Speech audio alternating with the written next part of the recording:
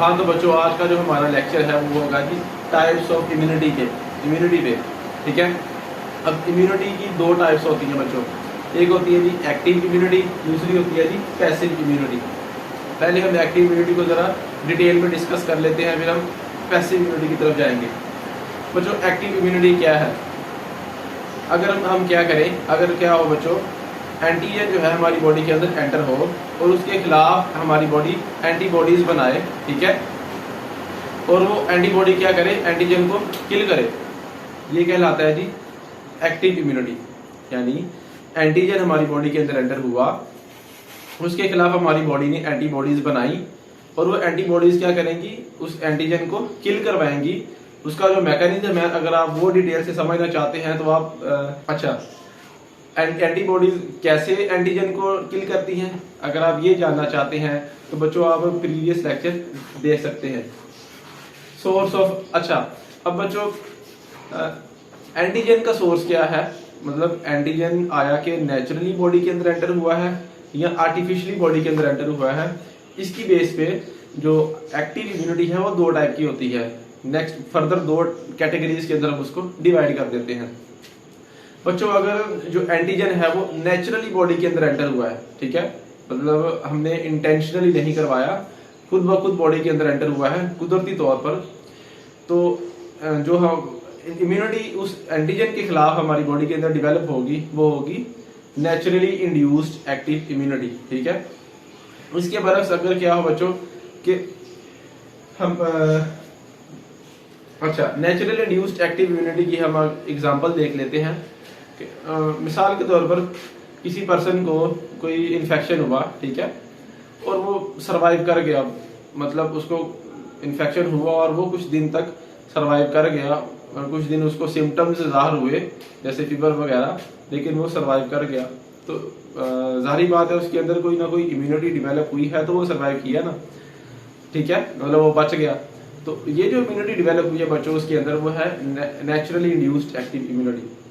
अब बच्चों उसका मैकेनिज्म क्या हुआ होगा एक्चुअली में कि कोई भी उसको इन्फेक्शन हुआ, ठीक है, तो वो बैक्टीरिया या जो वायरस या कोई भी पॉजिटिव एजेंट उस इन्फेक्शन का जब बॉडी के अंदर एंटर हुआ होगा, ठीक है, तो बॉडी ने क्या किया होगा, उसके खिलाफ एंटीबॉडीज बनाई होगी। अब वो एंटीबॉडीज क्या करेंगी, उस एंटीजन के खिलाफ काम करेंगी, वर्कआउट करेंगी, उसको किल करवा देंगी, उसको जो है वो खत्म करवा देंगी। सो जो इम्यूनिटी डेवलप हुई होगी इस तरह से वो कहलाएगी नेचुरली इंड्यूस्ड एक्टिव इम्यूनिटी। इसके बरक्स बच्चों एक है अगर क्या हो, जो एंटीजन है वो इंटेंशनली बॉडी के अंदर एंटर करवाए, ठीक है, मतलब वो हम जानबूझकर एंटीजन जो है उसको बॉडी के अंदर एंटर करवाए और उस एंटीजन के अगेंस्ट, उसके खिलाफ हमारी बॉडी जो इम्यूनिटी डेवलप करवाएगी वो बच्चों कहलाएगी आर्टिफिशियली इंड्यूस्ड एक्टिव इम्यूनिटी। ठीक है। अब आर्टिफिशियली इंड्यूस्ड एक्टिव इम्यूनिटी की जो बेस्ट एग्जांपल है वो है वैक्सीनेशन। ठीक है। आर्टिफिशियली इंड्यूस्ड एक्टिव इम्यूनिटी की जो बेस्ट एग्जांपल है वो बच्चों वैक्सीनेशन। वैक्सीनेशन को हम इम्यूनाइजेशन भी बोलते हैं, ठीक है। अब बच्चों इसका मैकेनिज्म समझ लें, वैक्सीनेशन या इम्यूनाइजेशन का मैकेनिज्म आप थोड़ा सा समझ लें। और जो एक्चुअली में होता क्या है कि बच्चों एक्चुअली में होता क्या है कि कोई भी मखसूस बैक्टीरिया या वायरस, बच्चों एक्चुअली में होता क्या है, कोई भी स्पेसिफिक या कोई मखसूस कह लें कोई बीमारी है, उसका जो कॉजेटिव एजेंट है, यानी उस बीमारी को कॉज करवाने वाला जो एजेंट है वो कोई बैक्टीरिया हो सकता है, कोई वायरस हो सकता है या कोई भी माइक्रोब हो सकता है, ठीक है, कोई भी पैथोजन हो सकता है, सिंपली कह लें कोई भी पैथोजन हो सकता है। हम क्या करवाते हैं, उस पैथोजन को समहाउ आइसोलेट करवा लेते हैं किसी ना किसी तरह। वो जो मैकेनिज्म है उसकी मैं डिटेल में नहीं जा रहा, हम उस पैथोजन को आइसोलेट करवा लेते हैं, अलहदा करवा लेते हैं, ठीक है, फिर उसको प्योरीफाई किया जाता है, ठीक है, मतलब वो जस्ट वही बैक्टीरिया या जो वही वायरस हमारे पास होना चाहिए, उसमें कोई मिक्सिंग या कोई और चीज नहीं होनी चाहिए। हम उसको आइसोलेट करवाते हैं, अलहदा करवाते हैं, फिर उसको प्योरीफाई करवाते हैं, ठीक है।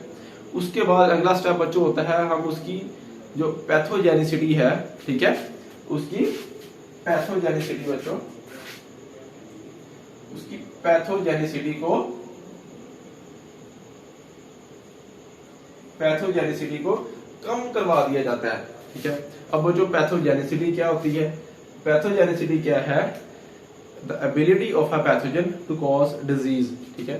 मतलब किसी भी पैथोजन की बीमारी का बाइस बनने की जो एबिलिटी है या जो उसकी सलाहियत है वो बच्चों कहलाती है पैथोजेनिसिटी। हम क्या करवाते हैं, उसकी इस सलाहियत को कम करवा देते हैं, उसकी पैथोजेनिसिटी कम हो जाती है, जिससे क्या होता है कि वो उस एक्सटेंट तक जो है वो डिजीज कॉज नहीं कर सकता जितना वो जो है वो नॉर्मली कर सकता है, ठीक है। हम उसकी पैथोजेनिसिटी कम करवा देते हैं। और अगला स्टेप क्या होता है, पैथोजेनिसिटी कम करवाते हैं हम बॉडी के अंदर, उसको इनएकुलेट कर देते हैं। इनएकुलेट मींस एंटर करवाना, ठीक है। बॉडी के अंदर उसको हमने एंटर करवा दिया। अब क्या होगा अगला स्टेप, बॉडी उसके खिलाफ जो है वो एंटीबॉडीज बनाना स्टार्ट करेगी, ठीक है। सो डेफिनेटली एंटीबॉडीज बनेगी तो क्या करेंगी, उसको किल करवाएंगी। एक काम ये होता है। दूसरा बच्चों जो इसका बेनिफिट है वो ये है कि एक तो अगर फ्यूचर में हमें वो बीमारी होती है तो उस बीमारी के खिलाफ हमारी बॉडी के अंदर पहले से एंटीबॉडीज मौजूद हैं, ठीक है। दूसरा उसका ये फायदा है कि जो मेमोरी सेल्स हैं हमारी बॉडी में वो उस एंटीजन को जल्दी से रिकॉग्नाइज करती हैं, ठीक है, उसको देखती हैं और जल्दी से जो है वो एंटीबॉडीज बनाना स्टार्ट कर देती हैं फास्टर रेट पे। मतलब जल्दी जो है ये काम होता है। अगर क्या हो पहले से वो हमारे बॉडी के अंदर एंटर हुआ होगा तो ये काम जल्दी होता है और इम्यूनिटी एफिशिएंट हो जाती है। दैट इज वाई हमारी अच्छा नेक्स्ट हमारी जो टाइप है इम्यूनिटी की वो है बच्चों पैसिव इम्यूनिटी। पैसिव इम्यूनिटी के अंदर बच्चों क्या होता है कि हम रेडीमेड एंटीबॉडीज बॉडी के अंदर इंजेक्ट करवाते हैं, ठीक है। बॉडी को खुद से एंटीबॉडीज बनाना नहीं पड़ती, ठीक है। बॉडी का जो आधा काम है वो हमने कर दिया, ठीक है।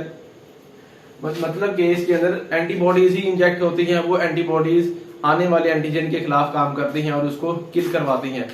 अब बच्चों इसमें सोर्स ऑफ एंटीबॉडी की बुनियाद पे, मतलब एंटीबॉडी की का सोर्स क्या है, आया कि वो नेचुरल सोर्स है या आर्टिफिशियल सोर्स है, उसकी बुनियाद पे ये जो इम्यूनिटी है यानी पैसिव इम्यूनिटी जो है वो भी दो टाइप में हम इसको कैटेगराइज कर लेते हैं। एक नेचुरली इंड्यूस्ड पैसिव इम्यूनिटी होती है और दूसरी होती है जी आर्टिफिशियली इंड्यूस्ड पैसिव इम्यूनिटी।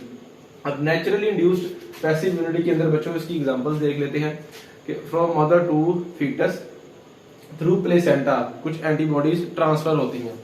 अब प्लेसेंटा क्या है, प्लेसेंटा बच्चों एक कनेक्शन है, ठीक है, टिश्यूज का एक कनेक्शन है बिटवीन मदर एंड फीटस, ठीक है। अब प्लेसेंटा के थ्रू क्या क्या चीजें आती हैं और जाती हैं, प्लेसेंटा के थ्रू जो न्यूट्रिएंट्स और ऑक्सीजन वगैरह है वो मदर से फीटस के अंदर आती हैं और फीटस से जो वेस्ट है फीटस का वो फीटस से मदर के अंदर आती हैं थ्रू प्लेसेंटा, ठीक है। अब इस प्लेसेंटा के थ्रू ही कुछ एंटीबॉडीज मदर के ब्लड से फीटस के अंदर आ जाती हैं और ये जो एंटीबॉडीज फीटस में इंजेक्ट हुई हैं, ठीक है, हम इसको पैसिव इम्यूनिटी बोलेंगे। और पैसिव में भी कौन सी, नेचुरल इंड्यूस्ड पैसिव। क्यों, क्योंकि इसमें ये नेचुरल प्रोसेस है, मतलब ये कुदरती तौर पर ये प्रोसेस हो रहा है, हम खुद से ये एंटीबॉडीज है वो ट्रांसफर नहीं करवा रहे, ठीक है। इसी तरह from mother to neonate through milk, जब मदर जो है वो neonate means new born baby, ठीक है, अब न्यू बॉर्न बेबी को फीड करवाती हैं तो क्या होता है कि थ्रू मिल्क कुछ एंटीबॉडीज मदर से फीटस के अंदर ट्रांसफर हो जाती हैं, ठीक है। अब जो एंटीबॉडीज फीटस के अंदर ट्रांसफर हुई हैं वो क्या करेंगी, फीटस के अंदर जो है फीटस के अंदर एंटीबॉडीज जो है एंटर हो गई, फीटस के अंदर इम्यूनिटी का काम करेंगी। मतलब फीटस के अंदर अगर एंटीजन कोई एंटर होगा तो वो एंटीबॉडीज पहले से मौजूद है उस एंटीजन के अगेंस्ट, ठीक है, और वो उसको किल करवा देगी। तो ये भी इम्यूनिटी क्या है, नेचुरल इंड्यूस्ड पैसिव इम्यूनिटी। अब बच्चों इसके बरक्स अगर हम देखें कि आर्टिफिशियल इंड्यूस्ड पैसिव इम्यूनिटी के अंदर क्या होता है कि हम क्या करवाते हैं, एंटीबॉडीज इंजेक्ट करवाते हैं इंटेंशनली, हम खुद एंटीबॉडीज जो है इंजेक्ट करवाते हैं। इसकी एग्जांपल है जी एंटी सीरम फॉर टेटनस। अब बच्चों टेटनस क्या है, टेटनस इज अ डिजीज, एक बीमारी है जो कि क्लोस्ट्रीडियम टेटनाई की वजह से होती है, ठीक है।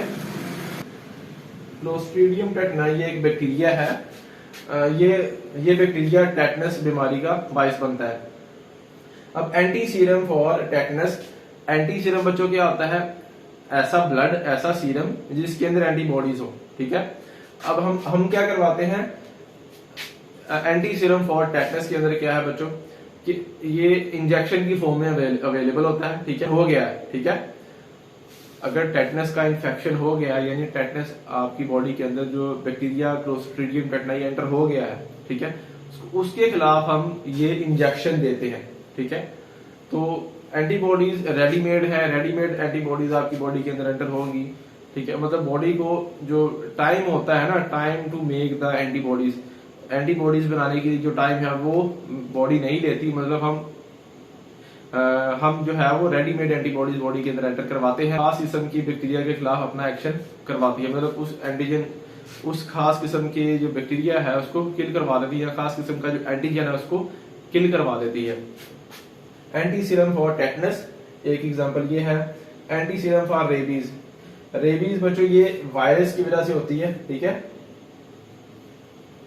रेबीज जो बीमारी है ये किसी वायरस की वजह से होती है, ठीक है। अब इसके लिए भी हमारे पास एंटी सीरम या एंटीबॉडीज अवेलेबल है मार्केट के अंदर। तीसरा है जी anti venom for snake bite. Anti venom क्या है, वेनम जो है वो स्नेक जब डिजीज कॉज करता है वो क्या करता है जी, उसका अपना वेनम इंजेक्ट करवाता है, ठीक है। उस वेनम के अगेंस्ट हम क्या करवाते हैं जी, एंटी वेनम देते हैं। एंटी वेनम क्या है, रेडीमेड आपके पास मटेरियल हमारी बॉडी के अंदर जाता है, ठीक है। हमारी बॉडी को कुछ नहीं करना पड़ता, वो जाके खुद ब खुद अपना काम करवा लेता है। उस वेनम के खिलाफ, उस जहर के खिलाफ एंटी वेनम जाके एक्शन करता है और उसको उसके जो एक्शन है उसका, मतलब जो जहर का वेनम का जो एक्शन है उसको न्यूट्रलाइज करवा देता है, ठीक है। मतलब उसका एक्शन जो है उसको खत्म करवा देता है। These are all examples of artificially induced passive immunity. अब बच्चों आपने इसमें याद क्या क्या चीजें रखनी है, एक तो एक्टिव और पैसिव इम्यूनिटी का मैकेनिज्म समझना है, ठीक है। और दूसरा उनकी टाइप्स जो है उनकी एग्जांपल्स याद रखनी है, ठीक है। इम्यूनिटी, ठीक है। अब हम इन एक्टिव इम्यूनिटी और पैसिव इम्यूनिटी में कुछ डिफरेंसेस देख लेते हैं और फिर हम लेक्चर का एंड करते हैं।